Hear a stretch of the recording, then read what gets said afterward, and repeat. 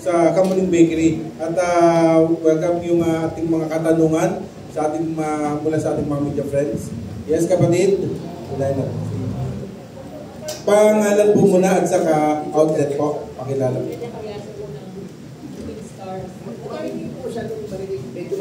Si Benya Cariaso ng The Philippine Star. Pasensya na po. These are 60-year-old years. Ganun ba? Alam ko, sumasama na yung hearing ko. Buti na lang, sinabi ko, mahina yung mic. Sir, officially po ba inaako nyo yung as a lawyer para sa family ni Yes, for two reasons. Number one, I see that there is injustice here. And number two, because Tita Tessie asked.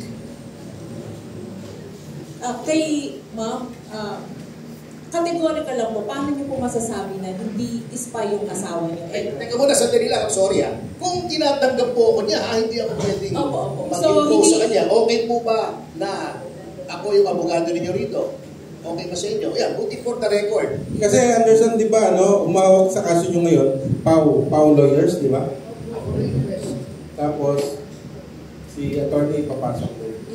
Automatic naman kasi Benedict yung Pau, may naka-standby na talaga doon sa DOJ or kung saan man na may mga Pau lawyers na pag kami inquest at walang abogado, yung Pau automatically, just for the purposes of inquest. Yun ang style talaga. And we would like to thank Attorney Percy Acosta for that kind of arrangement. At tama yun, okay yung kay Percy na yun. Sir, okay, go ahead. Attorney, kung